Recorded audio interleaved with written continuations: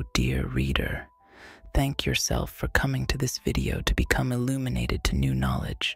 For life is short, but eternity is long, so continue to strive and seek to come to understand thyself. See, child of the sun, man is a great deep. We cannot in totality grasp what we are. What then am I? Oh my God, what nature am I? Man is a mystery to himself, for he contains within himself intimations of infinity. He is made for something that is better than he knows, and this he can feel. Do you, or have you, child, felt yourself split, torn apart, scattered? This is a sign, a sort of fragmentation within the soul, a lack of spiritual unity, direction, and meaning. This is to feel a sense of double conciseness as coined by W.E.B. Du Bois, or as we see in the biblical science, a double-minded man is unstable in all his ways, James 1:8. Such instability, born of inner division, impedes spiritual and psychological well-being. In the Vedic traditions of Hinduism, the concept of Dvaita, or duality, speaks to this inner fragmentation. When the mind is divided by conflicting desires, duties, or identities, it loses its alignment with the Atman, the true self, which is unified with Brahman, the ultimate reality. The Bhagavad Gita offers counsel on achieving yoga or union through disciplined practice and devotion to duty, thus attaining peace and integration within. From the Taoist perspective, Laozi's teachings remind us of the necessity for unity and harmony within our being. In the Tao Te Ching, he states, "When there is no desire, all things are at peace." Tao Te Ching 37. The unification of the soul comes when one ceases to be torn by conflicting desires and learns to flow effortlessly with the Tao, embodying the principle of Wu Wei, action without effort. This two-ness, as one would call, is the base state and the most common characteristic of most modern minds. This great tragedy occurs when man turns away from the one, and wastes himself upon the many. Now the insightful man must recollect himself. Does this duality prevent man from mastering his mind? Mastering them matrices of reality?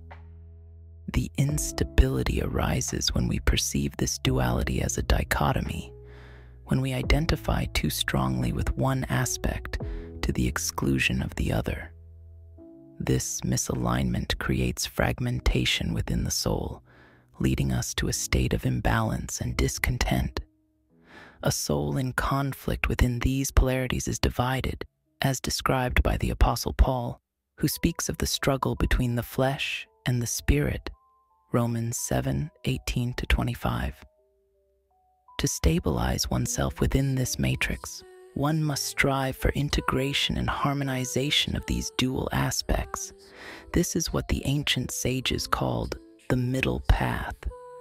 It is the cultivation of balance and the embracing of both sides of our nature, viewing them not as adversaries, but as complementary forces that propel us towards spiritual wholeness.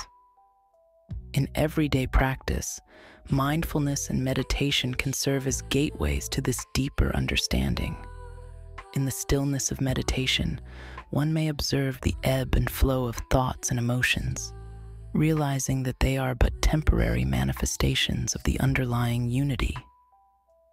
Through this practice, we can transcend the illusion of duality and experience the inner peace that comes from recognizing the interconnectedness of all things. Now the advice is quite practical and simple, and if put into action and intentful practice could truly transform your existence. Though we know the nature of the masses of men, their souls are restless. It tosses back and forth, betraying its cause, because it has no goal, no final cause. Some seek distraction, diversion, as the philosopher Pascal put it, in order to avoid facing serious questions, and they're a more tormenting state of mind. Others do not seek it all, but taking for granted their conventional order, move about within it and betray their lack of freedom in the unsettled manner of their acceptance of what they will not give up. Squirrels in the cage, men and women boxed in conventionality that protects and insults them. But child, we still must come to know how do we seek out of this matrix of reality caused by our own mind. What is the feeling, the modality of thought that could drive us out of this prison of our own making? Dear reader, I cannot say I have the fullness of the answer, for I do not know myself in totality as well. But reader, love has proven to be something of much worth. We go not by W. Lightbringer. You seek to understand the sublime power of love as a force for liberation from the constraints of this matrix, both individual and collective. Indeed, love is a transcendental element that can unlock the boundaries set by our worldly existence. Love, in its purest form, is selfless and unattached, much akin to the teachings of the Bhagavad Gita, where Krishna instructs Arjuna on the nature of love and devotion. In this sacred dialogue, love is not merely an emotional affection, but a divine connection that transcends individual ego and worldly desires. When you love, you move beyond the self, dissolving the dualities and divisions that fragment the soul. The concept of we go not by walking but by loving reminds me of the words of the Sufi mystic Rumi, who said, "Love is the bridge between you and everything."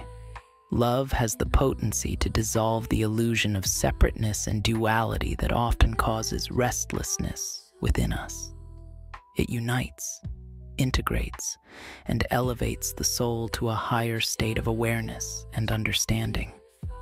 Yeshua also exemplifies the ultimate act of love through sacrifice, teaching us that love is the greatest commandment, capable of aligning us with the will of the Most High. Through love, we achieve communion with the Creator and with all creation, breaking the chains that bind us to material limitations.